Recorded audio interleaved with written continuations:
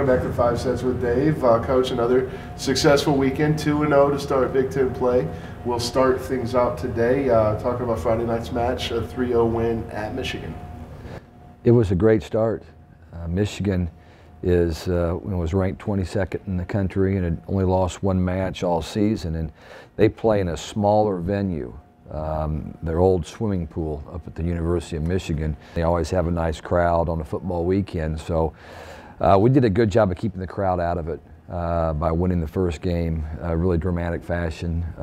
We were down a lot during that game. It was kind of back and forth, but finished strong to win at 25-23, and really were in control just about the rest of the match. I don't think we trailed very much during the second two games, and we've actually won every match with Michigan over the last 4 years. I think we're 6-0 against them, and I wasn't aware of that until their head coach told me before the match that nobody on their team had beaten us before.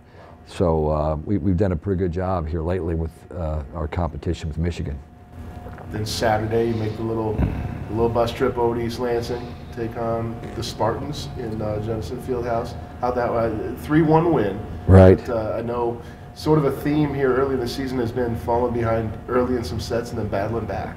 If you watch this team, even on tape, when you don't know what the score is, I go back and watch, you can't tell any big difference if we're losing or if we're winning, if we're charging back or we're losing a lead.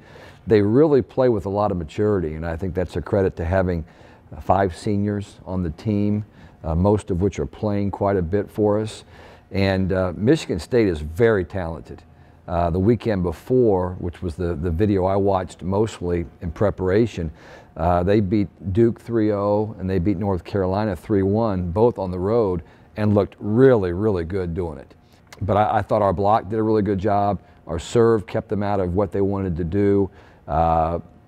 We got hammered the first game, hammered in the second game, and the third game we're down 24-21, which is what you're alluding to, and scored 5 in a row to come back and win that 26-24. But when you watch it on tape, it just looks like business as usual. We just did it and switched sides, and then we led the entire fourth game. But then we got up 24 to like 18, 24-19, and they made a run to get back in it before Azaria finally hammered one off the block to send us home with a 2-0 record in the Big Ten. I know you said it's not a pattern you definitely want to get into a ton, not a comfortable place to be, but does it give you some confidence to see the team playing with such vigor despite maybe being down? Well, I think so. Like I say, there's a lot of experience on this team. I think we learned a lot from last year. How to deal with some tough situations, and they're just playing very calm. And Ashley Evans had a great weekend up there and carried herself, with great composure the whole time.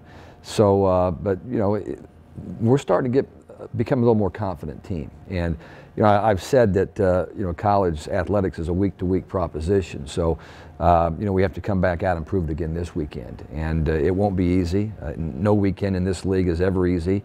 I don't care what sport you're playing; it's going to be a challenge. And so right now we're watching a lot of tape of Rutgers and Maryland, working on some things in practice that we feel like we can do to improve ourselves. So it's business as usual.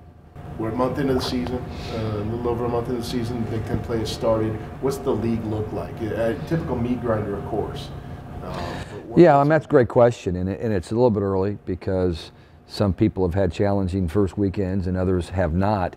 But Minnesota probably is. Minnesota and Ohio State, I would say, would be, not including ourselves, be kind of surprising with how well they've played so far this season.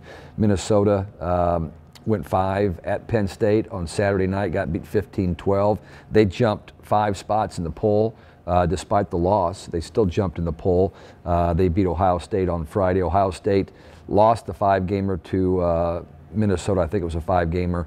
And then they beat Wisconsin the next night. Ohio State's had a really good start. I think that people were probably a little surprised that we went up and won both matches in Michigan. That's there won't be a lot of teams that will go in there and do that.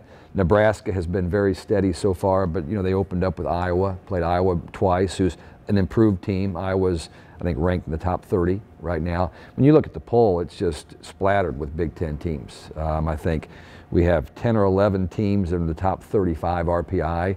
So it's a big switch RPI-wise from where the Big Ten was a year ago.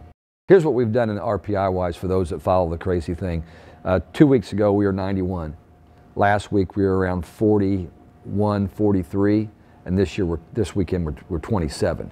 So we've gone from 91 to 27 by winning 5 straight matches against, you know, decent competition. But I can go just as fast the other way. You know, obviously later in the year you can't move as much as you can early in the season. But still not a fan of the RPI. I don't think it's a fair way of evaluating who the best teams in the country are. But it's a system you have to learn and play.